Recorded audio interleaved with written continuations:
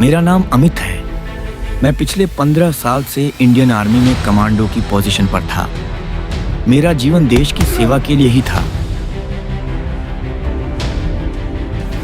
लेकिन फिर मेरे साथ कुछ अजीब होने लगा और धीरे धीरे सब बदल गया। उस रात जो मैंने देखा उसने मेरे रोंगटे खड़े कर दिए और मुझे इस दुनिया के सच के बारे में सोचने पर मजबूर कर दिया। अगर आप जानना चाहते हैं कि उस रात क्या हुआ तो ध्यान से अंत तक मेरी बात सुनिए।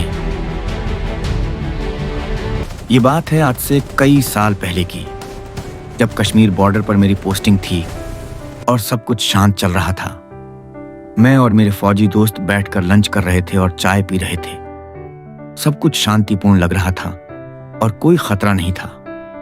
अक्सर आतंकवादी हमले होते भी थे तो रात के समय होते थे, इसलिए दिन में हम सब थोड़ा आपस में बातचीत कर लिया करते थे।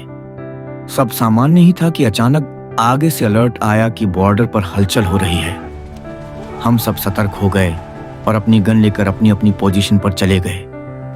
बाइनोक्यूलर लगाकर हम दुश्मन की तरफ नजर रखे हुए थे कि तभी हमारे बेस पर एक धमाका हुआ। न जाने कब और कैसे दुश्मन ने वहां बम फिट कर दिया। उस समय उस बेस में हमारे 3 जवान थे और बदकिस्मती से हम उन्हें बचा नहीं पाए। उस समय उन तीनों के जले हुए शरीर लेकर हम खूब रोए, लेकिन क्या करते, भूल जाते हैं कि एक दिन हम सबको अलग होना है। एक दिन हम भी इस शरीर को छोड़कर हमेशा हमेशा के लिए चले जाएंगे। लेकिन मजे की बात यह है कि केवल उसी समय जब हमें कोई छोड़कर चला जाता है तभी हम इस बात को समझ पाते हैं। लेकिन कुछ समय बाद फिर से इसी जीवन को सब कुछ मानकर मृत्यु को भूल जाते हैं। ये बात है 16 जनवरी 1980 की, जब हमारी पोस्टिंग कश्मीर की ही एक पहाड़ी श्रृंखला में थी। हम सब अपनी गन और जरूरत का सामान लेकर चढ़ाई कर रहे थे। 2 से 3 घंटे चलने के बाद हम एक जगह थोड़ा आराम करने के लिए रुके थे। सब ठीक चल रहा था कि अचानक किसी जानवर ने हमारे एक फौजी पर हमला कर दिया। वह क्या था दूर से समझ नहीं आया, शायद कोई भालू या लोमड़ी, क्योंकि हमारा दोस्त हमसे थोड़ा दूर था। हम उसे बचा नहीं पाए और वह भी हमें छोड़कर चला गया।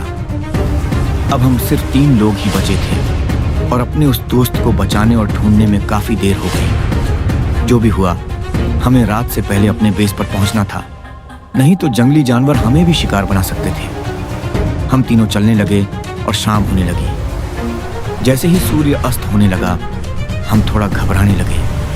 अचानक बारिश होने लगी और हम किसी सुरक्षित स्थान की तलाश करने लगे। मैं भागते हुए किसी जगह को ढूंढ रहा था कि तभी मेरा पैर फिसल गया और मैं एक खाई में जा गिरा।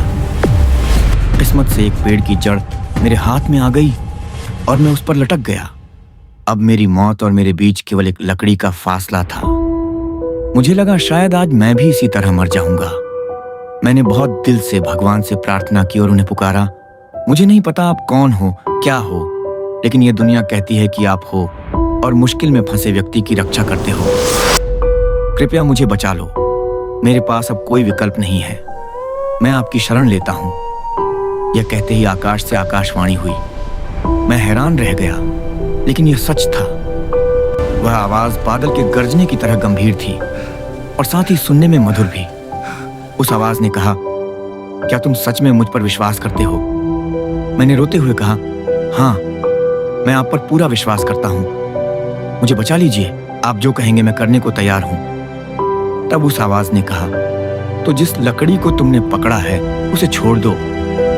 ये सुनकर मेरे रोंगटे खड़े हो गए। मेरे जिंदा रहने का केवल एक ही सहारा था, वह लकड़ी। अगर उसे छोड़ दूं तो निश्चित रूप से मर जाऊंगा। उसके बाद उस आवाज ने मेरी किसी बात का जवाब नहीं दिया। मैं हठी था।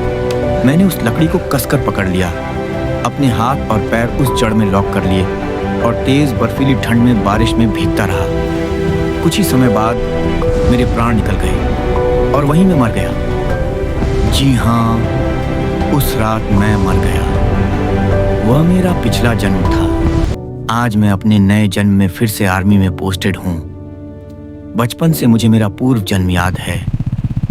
कभी इस बारे में किसी को नहीं बताया, लेकिन आज मैं उस स्थान पर जाऊंगा और खुद देखूंगा कि उस रात वास्तव में क्या हुआ था। जब मैं वहां पहुंचा तो सब कुछ याद आने लगा। कैसे हमारे ऊपर हमला हुआ, बेस में बम ब्लास्ट हुआ, एक जानवर मेरे दोस्त को ले गया और बारिश में भीगता हुआ मैं इस खाई में गिरा। मैंने धीरे धीरे उस खाई में नीचे उतरना शुरू किया। जब मैं वहां पहुंचा तो मुझे बहुत बड़ा झटका लगा। एक कंकाल आज भी उसी लकड़ी पर लटका हुआ था और उस कंकाल और जमीन के बीच बस 6 इंच की दूरी थी। बस 6 इंच। वह मेरा ही कंकाल था। अगर उस रात मैंने उस आवाज की बात मान ली होती तो शायद इस तरह बेमौत नहीं मरता। उस जगह से वापस आते समय मेरे मन में बहुत से विचार थे।